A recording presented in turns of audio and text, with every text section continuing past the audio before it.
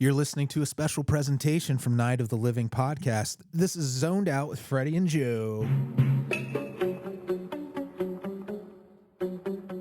Oh, the world's going to end in 48 hours, Joe. No, but I have a date. Oh, which my dad can just cancel at a command. That's right. Apparently, we're talking Third from the Sun. This episode, original air date January 8th, 1960. Cast of 11, including Serling, but only 6 are credited. So everybody else is kind of like background players. This is the first of 7 episodes that are going to be directed by Richard L. Barr, who did some of my favorite episodes. He did The Purple Testament, Nick of Time with William Shatner in the fortune telling machine in the diner. That's a great episode. Awesome. The Prime Mover, To Serve Man, which I think is top 10 for most people. Right. The Fugitive, and What's in the Box. What's in the box? What's in the box? He also directed 6 episodes of 77 Sunset Strip. So there's all right. That was the only other big connection I could find to anything I'd seen. This is based on a short story by Richard Matheson we've previously covered in When the Sky Was Opened. But he's coming back for 14 more episodes. It makes me, I have to go back and read all of his short stories or all of his, because every one of his ones, I'm like, oh, I really like this. Oh, his short stories are great. He's a great writer. Like it translates. It's great in both forms is the thing too. Like it works as TV, but it also really works as short stories and novels and stuff.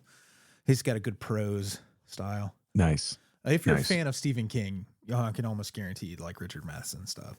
Right.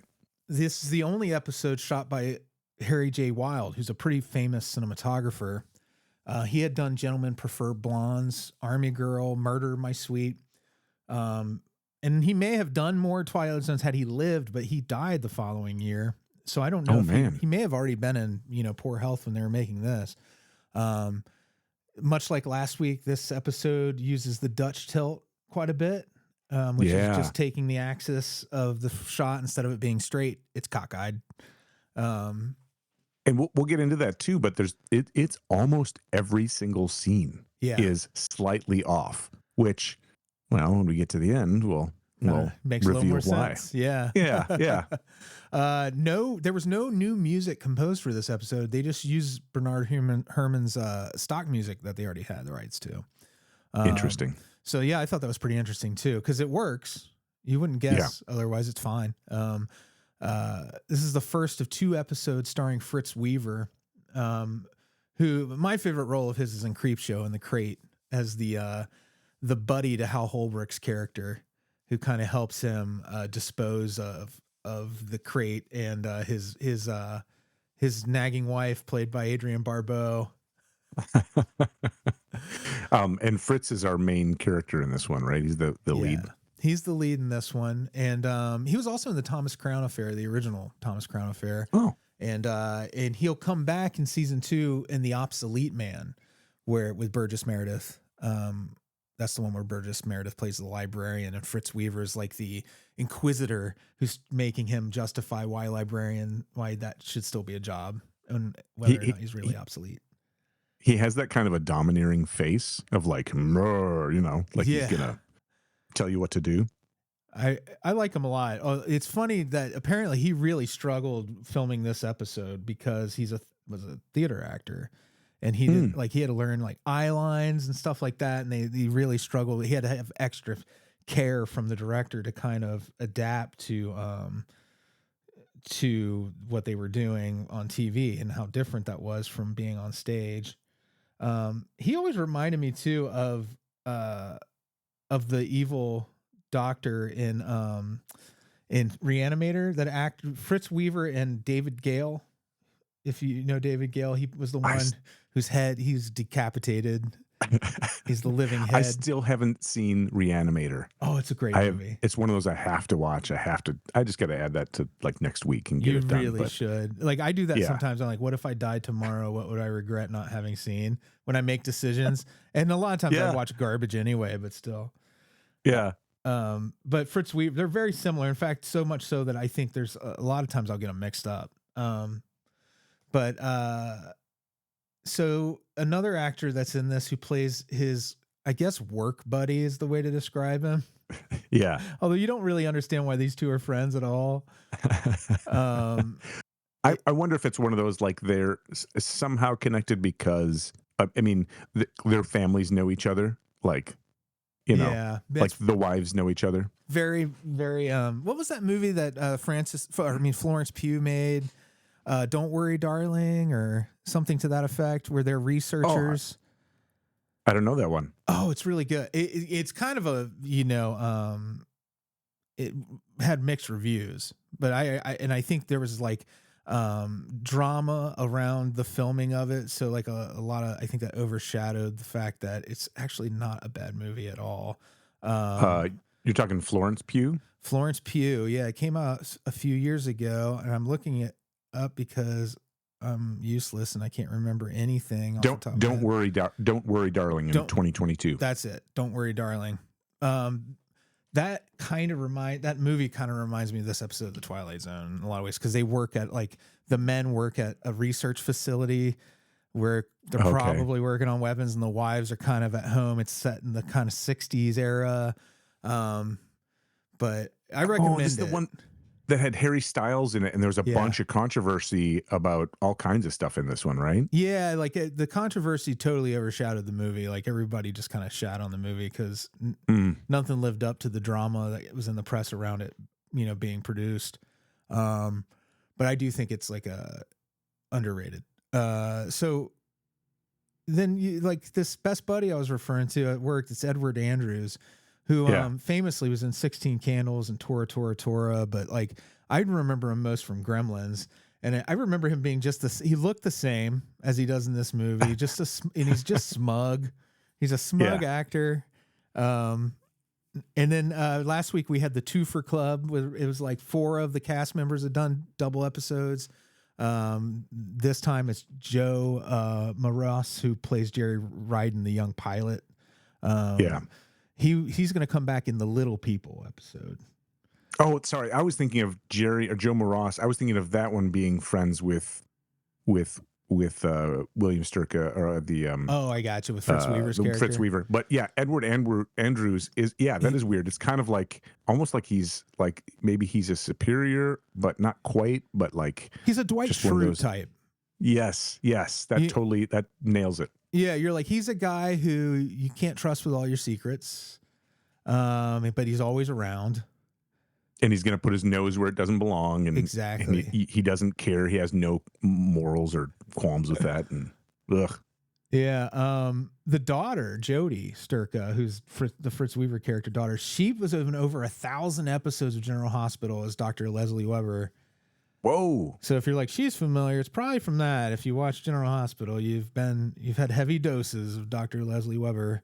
And she actually looked fairly young for like she was closer to, I mean, she probably wasn't, whatever age they made her out to be, but she seemed on the younger side anyway. Yeah, she was closer in age to the mom than what is expected. And that's Jean Evans playing the mom, and she comes back into Surf Man, so she's also a twofer. Nice. So you want to jump into a little synopsis? Sure. So, excuse me. It starts out and everybody's kind of filing through like an entry into a plant. And the intro goes over and says, "Quitting time at the plant. Time for supper now. Time for families. Time for a cool drink on the porch. Time for a quiet rustle of leaf-laden trees that screen out the moon. And underneath it all, behind the eyes of men, hanging invisible over the summer night, is a horror without words. For this is the stillness before storm. This is the eve of the end." And you're like, oh, okay.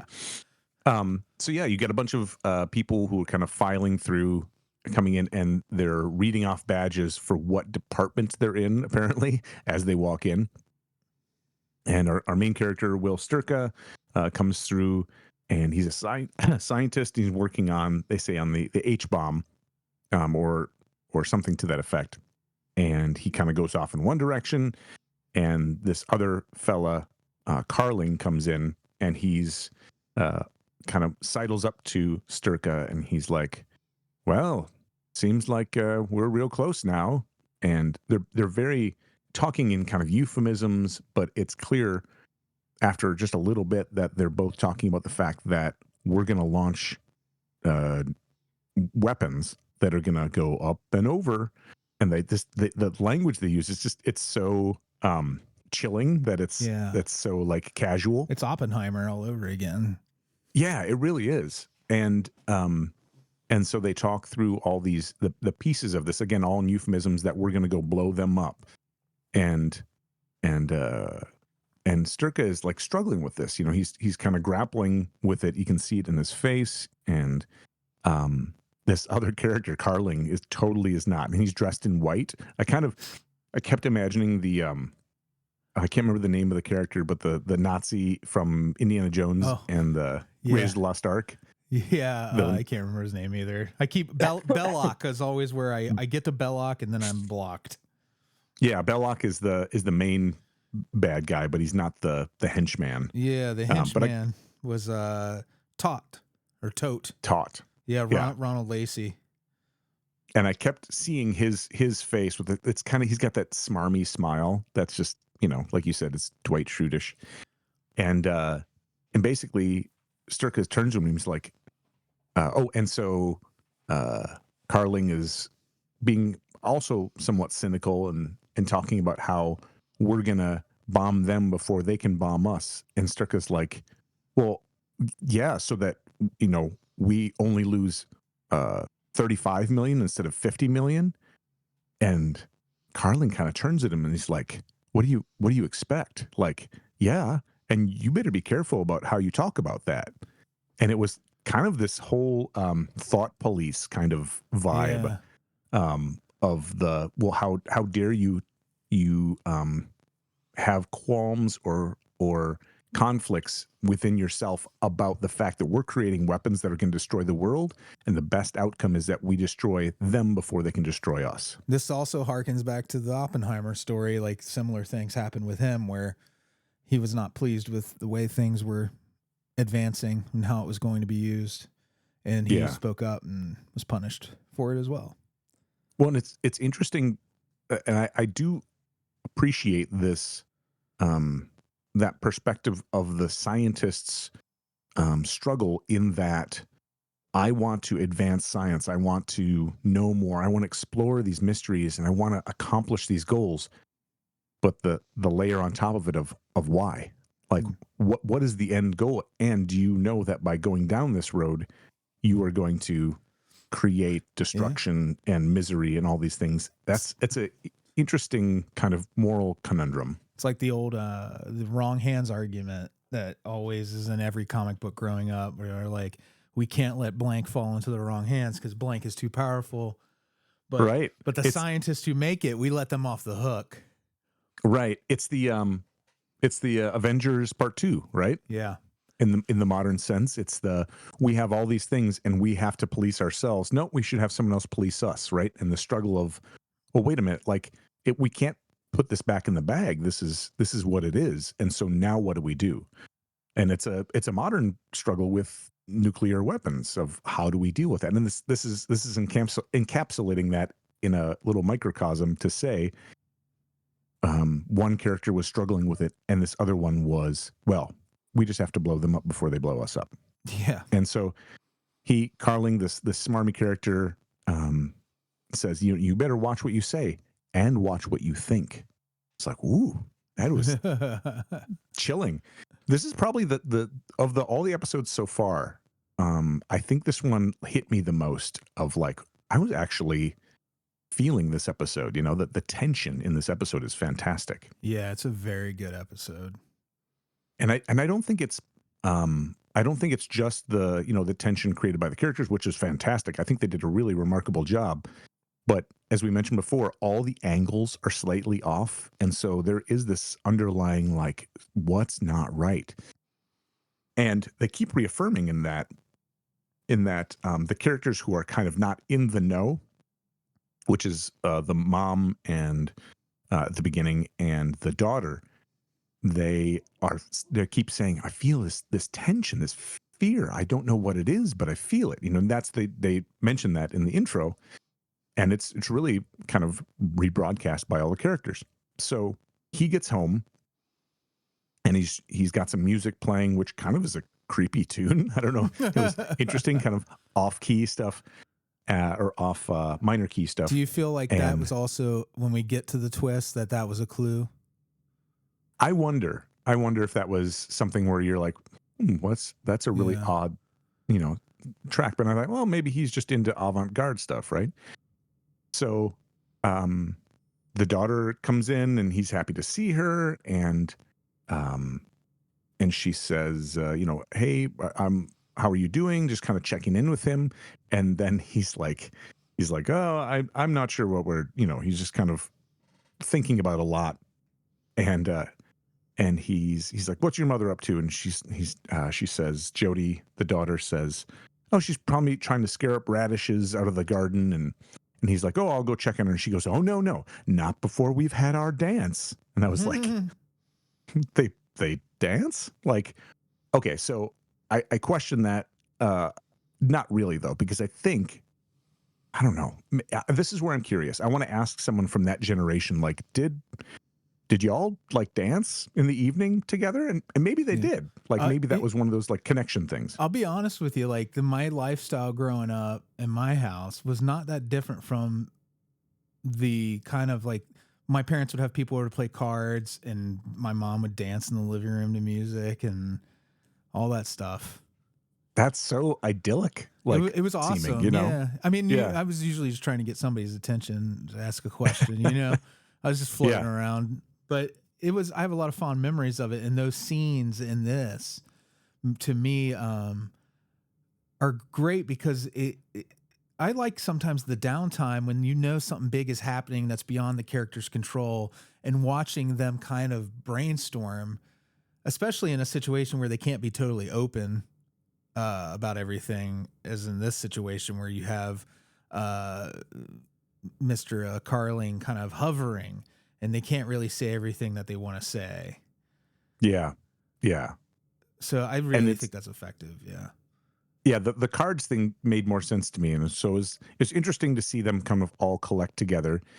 And so Jody's trying to figure out, like, what's bothering you, what's going on, and he's like really struggling with it. And he has this line in there, and I didn't quote it exactly, but I wanted to capture this because I think it does a great job of illustrating maybe his mindset with this. And Jody knows what he does, right? So she's like, all your work that you do with fever bombs and hydrogen bombs and gas and everything, I understand it must be very stressful. And he's like, oh, Jody, I'm a cog in a wheel. And that was the first thing. I was like, ooh, okay. So he's just following orders. This is one of those, I'm only one person. And he lays something. He goes, let me put it like this. He says, there's probably 1,000 pieces in a bomb, and each one of those pieces needs a team of 50 or 60 or 70 people. So I'm not quite as responsible. And he kind of cuts off there as his wife comes in.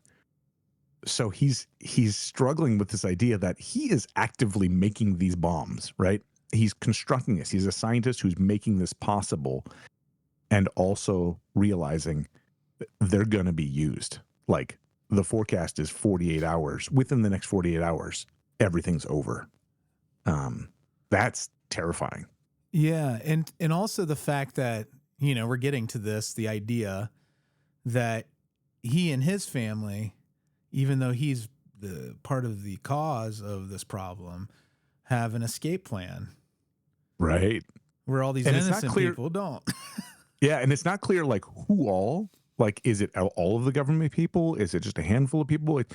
I was like, oh, I wonder how many people are actually going to be, on this thing. Are they taking just a select few of the quote unquote greatest minds, blah, blah, blah, all that stuff. But we find out later it's me and my buddy and my girl and my wife. It's hardly anyone. It's kind of a dark, You at once, and to give the spoiler here is, and we're going to get into it. Oh, let's not do it yet. Yeah. Can Well, you, can I you don't talk know. around it? I don't Oh, mean okay. I don't mean the twist at the end, but what I mean Oh, is okay. the next step. I don't know if I'm putting the cart before the horse, that they are going to escape on a spaceship. Yes. And they found Yeah, a planet, right, that is like Earth, or where they live. You can breathe there. It's similar to their culture and everything. And they're going to get on the spaceship that I don't know if they ever explain how they had the spaceship. They'd say that his buddy Jerry has been testing it. Yeah. Has been testing this new experimental ship. So they made it. The government made it. Yeah. The story. Okay. But and it's a flying saucer. Yeah, I love that. And it's the one from they used that in Forbidden Planet too.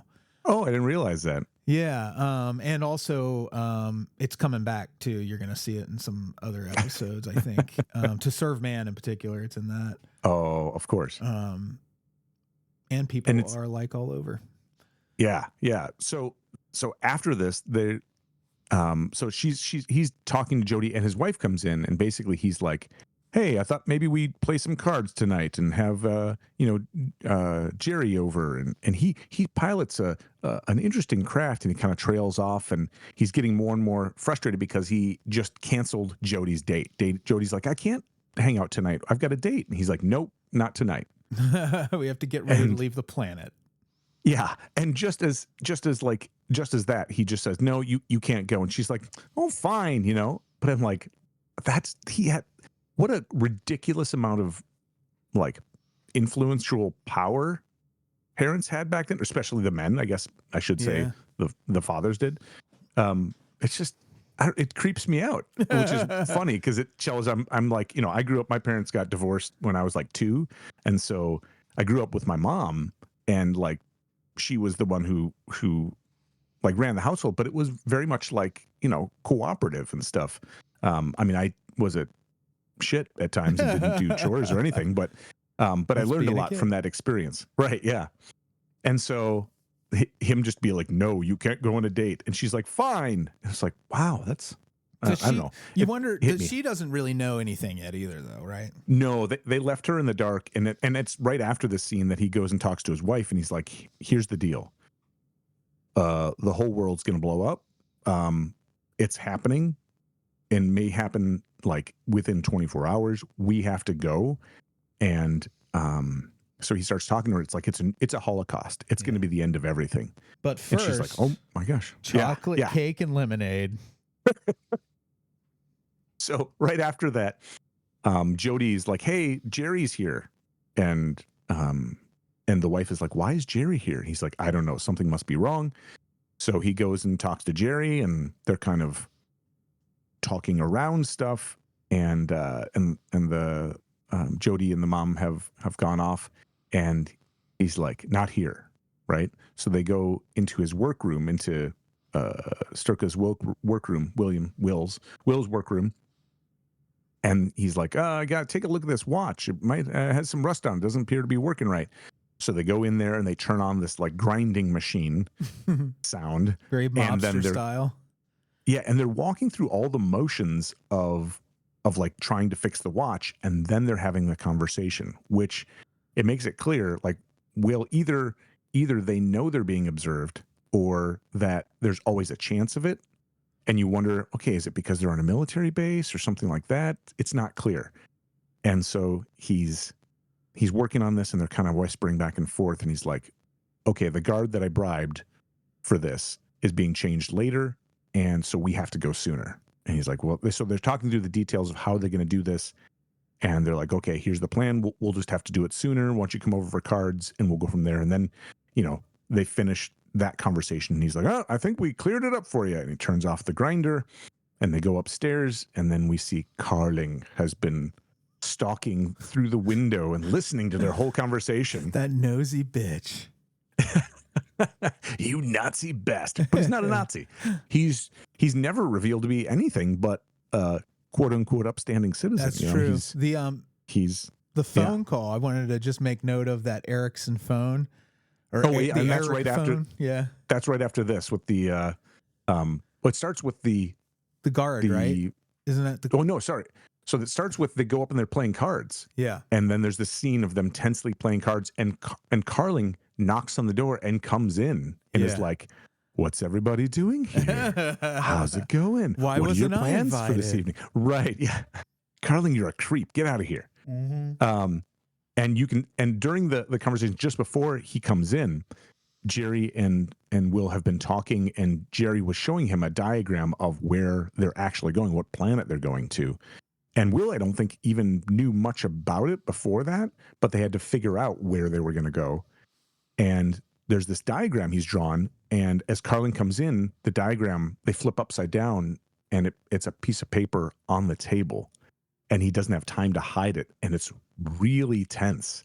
And Carlin, they play that scene so well. Yeah. And so they're doing this, and Jerry's like, "Hey, you owe me money, Will." You know, and they're writing on the back of it, and on the back of this piece of paper. And Carling, like, clearly knows more than he's letting on, and he's playing dumb and like, "Oh, and I would love some lemonade." And it's just really creepy. Chocolate cake. Does those go together? I would like some sugar with my sugar. Yeah. And it reminded me of a couple of the scenes from Inglourious Bastards, which if folks have seen that, that's such a great movie for tension and very uncomfortable tension, intense. And this was a great showing of that. And he even, Carling comes in, he even notes that Will's wife, he's like, you know, what was her name? Eve. Eve, you're shaking. Like, he knows it, and he's just reveling in this. And at the very end of it, he picks up the piece of paper that has the diagram on it and raises it up, and he's like, Will, it looks like you are going to owe Jerry, you know, quite a bit of money. And then puts it back down. And I don't think he flipped it over. I was trying to remember if he did or not, but I don't think he did. And so tension to the point where he's lifting up the paper. You can see the diagram on the back, and maybe he can see through the paper and see the diagram as well. Anyway, he puts it back down. He leaves, and everybody's like, "Oh my God." And then there's a phone call on a bizarre dildo-looking phone. Yep. It's the dildo phone, which I think a lot of people recognize that phone now, that style of phone, because it's a kind of a cool looking phone, I think. But you can get one for like $60 or $70 on eBay. And it had like the balls at the bottom, and then the shaft with the receiver in it, and you talked into the balls, and the tip of the penis was where the sound came out. And then you flipped it upside down, and under the balls was a rotary dial that you can dial numbers. And I mean, that's really what it will look like, right? I mean, honestly, yeah, you stick the glands in your ear, and then you talk into the balls. Yeah, exactly. Like you do. And you make note of it because especially then, like, I learned that because of the, this is an interesting piece of trivia about it, because of the monopoly that AT&T had. And back then you would lease your phone from AT&T, you know, we even had one. And it was this heavy fucking metal and plastic concoction that was insane. And so you didn't see these phones, this design of phone. So people watching probably it might have been like the first time they'd ever seen, like, that's a phone, you know? Like, whoa, that's weird. And I only want to make note of that and the chocolate cake with the lemonade, because all three of those things are a little strange. And I think they are deliberately strange. Yes.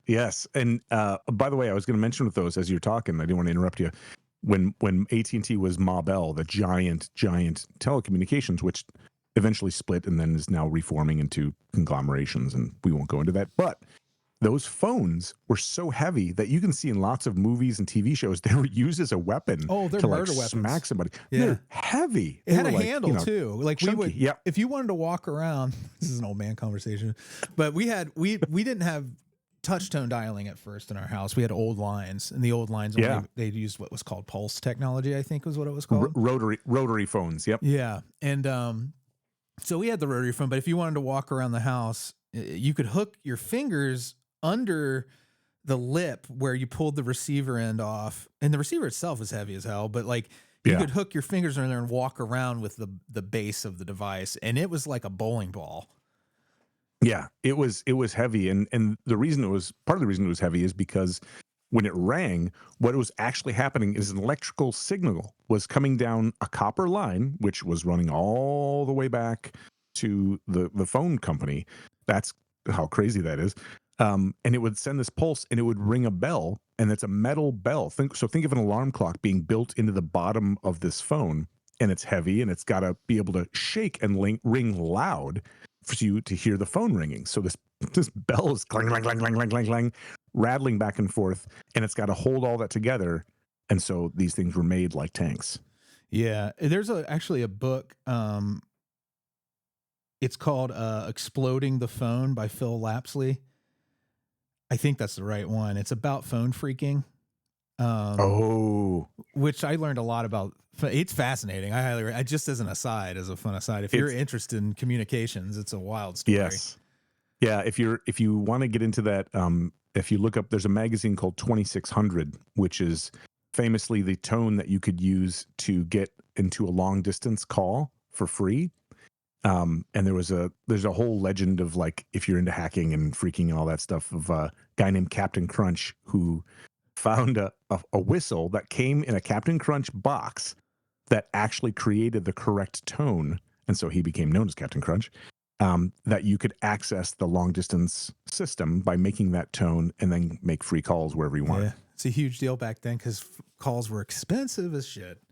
Yeah. You used to have to pay separately for long distance and all that. Oh man, it's just a whole racket. So speaking of long distances, back to the spaceship. and long digressions. So Carling is in there, not explicitly seeing the map, but he hints a lot can happen in 48 hours. Yeah. And then he leaves. And then all of a sudden, a few minutes later, Will gets a call from his superiors commanding him to return to the base.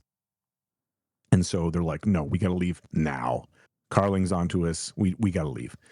So they all get their bags, and they have this great photo, or this great framing of the shot of them driving. My favorite moment in the episode, actually. It's actually from the perspective of the road, kind of looking up at an angle, and you see the tire and the fender, and then just at the top of the frame, you see the driver and Will, like his face, like backlit. It's so cool looking. I think what they did, it looked like a completely blacked out set. I think the car was either on rollers or elevated somehow so that the front wheel would spin. Yeah. I don't even know if that car was a front wheel drive vehicle or if they were spinning it some other way, but like, and then somehow I imagine just people shaking the car, probably, or rocking it back and forth. It's a surreal moment. And it's great. I think it's just a great moment because you don't see what the world outside looks like either because of the angle. And it puts such a focus. Yeah, it puts such a focus on the driver too, that you can see the intensity of the experience directly. Like, it's such a great, well formatted shot, and they use it a couple of times because he gets in and drives twice, but you get that intensity of, like, everything's on him at the top and he's super stressed, and it's just an intense feeling. It's so good. So they drive there. They're at a gate, like a big fence gate, and they do the signal. They get a one light flash from the field, and you can see, they look down the field and you can see a flying saucer, and that is the experimental spacecraft. And it looks like it's really close, but I think the idea is that it's off in the distance, right? And so they get the flash, and then he goes, "Hey, honey, would you flash the lights just once?" And so they flash the lights in the car, and then they're waiting for the contact to come out to open the gate for them. And it's flipping back, and it's keeping the tension. It's got the music going, and the person's coming forward and forward and forward. And then you see it's Carling, and he has a gun. Ooh. Carling's got a gun. And so he calls them out and he's like, I'm going to report you to the authorities. And he said, I want you to be quiet. He said something to the effect of like, I want you to breathe through your noses. I was Yeah. like, that's interesting. He was a Like, creepy guy all around. yeah. Yeah. He just had very like odd mannerisms and stuff. And so they come out and you're thinking, oh no, they are screwed. And he's going to report them to the authorities. He gets around to the side of the car and he's telling them, okay. He said, ladies, would you please get out? I have to bring these men to the authorities. And so Jody starts moving forward and knocks open the car door and knocks Carling over. His gun goes up in the air and they tackle him and knock him out. And it's like, yeah, Jody, way to go. Hell yeah. She saved the day. Although I still hold these people not in the highest regard as characters fleeing. Oh yeah. Yeah. The moral quandary of like, you five are gonna go. What okay, makes you well, so that's special? right. But that is one of those scientific quandaries. The whole thing is in that of like, what do? You have one spaceship, which clearly could hold more people, but do they have enough supplies? Do I have enough? And they say earlier that it's like 11 million miles away. Yeah. With a civilization like theirs. So it's like, how fast does this go? How are they doing? All this sort of stuff. Again, that's science that, people at the time probably just didn't process a whole lot. And so, I mean, that's they run on the spaceship. They show that scene with the tire again, that shot of him driving the car. And you hear over the loudspeakers, guards, someone's on the field, intruders on the field. And they run out there, and it's like that scene from the Millennium Falcon when they're about to take off. They unplug the hoses, and they're knocking guards out. And the one guy runs up everybody else runs up on the stairs up, and one guard tries to follow him, and they kick him off, and thing lifts up, and they take off. And it's like, whoa, they made it. Yeah. They're out. So it fades to a scene of them on the ship, and they're taking some measurements and adjusting things. Couch would go good here, honey. Where can we put our penis phone? The sound effects. I don't know if you read this, but they were there, and you could probably hear it too. Like, I'm a big Star Trek fan, but they were original series using the original series of Star Trek too. I didn't realize that. Yeah, the spaceship the same sound effects. Yeah, they were reused. Yeah. It's probably why it felt so natural to me. Yeah. That's funny. So what spaceships sound like? And they're taking measurements, and it looks like Will has this thing that looks almost like a paper plate, but it's got like dials on it and stuff. And it's like, oh, that's kind of interesting. Yeah, and so they're like checking in, and there's like, okay, so we're getting closer. It's that star there, and it's the particularly shiny one. He said it's the third planet from the sun. It's called Earth. Oh my God! Dun dun dun. Now it all makes sense. The penis phone, the chocolate cake with the lemonade, the odd looking car model, the creepy music for Dancing with Dad. It's all coming together now. They were fucking aliens the whole time. What? Yeah. And so this spaceship, this UFO, is going to land. It's not clear. Like, they never highlight the fact that it looks like a spaceship or that it looks like a flying saucer. Well, because maybe they're all flying saucers on that planet. Yeah. So nobody knows. All the confusion, like, could it be this? Could it be that? Kind of goes out the window. They riff on this theme again over like a few times throughout the series. They do the reverse of it, and like, other versions of who's the alien, who's the Earthling. Right. Yeah. It's fun. I like this episode a whole lot. I think I did, like I said last week, I wasn't like a huge fan of last week's episode. It's good. This one is definitely up there for me. This is like probably maybe a top 10 episode. I found it so tense and so compelling because I hadn't remembered this, and I was like, what happened? Wait a minute, and I couldn't remember the twist, and I couldn't remember like what happens or any of it. And it was so rewarding okay. It was kind of at the end, like, I get it now. All right. But I was remembering it funny. It reminded me of the ending of the movie called Ice Pirates from the 80s. I just watched that again. There's moments of that I still quote that I'm sure it's super terrible, like you to watch it again and on PC, but I watched it when I was a kid, so I don't remember a bunch of the stuff that probably was inappropriate. But it's cool. It's just an interesting ending, and then the outro where Mr. Serling, after the reveal, is behind a tiny spaceship. Sorry, I'll start again. Behind a tiny ship heading into space is a doomed planet on the verge of suicide. Ahead lies a place called Earth, the third planet from the sun. And for William Sturka and the men and women with him, it is the eve of the beginning in the Twilight Zone. Very nice. I like that. Yeah, great episode. Compelling, good acting, great tension, great movie, or great shots. It's definitely a top 10. I think it's going to be interesting when we get to the end of season 1 to maybe do an episode where we rank our favorite episodes of season 1, like our top 5s or something. That's a great idea. So maybe we think about that as we go along through the series. I'm trying to, again, short-term memory guy here. I'm going to try to rate things as I go and try to remember how I rank these. But this has been so fun revisiting all these episodes. Like even though I freshly came off a rewatch, I've forgotten so much. I forgot so many things. Like this episode, I'd forgotten almost entirely. Well, and it's great.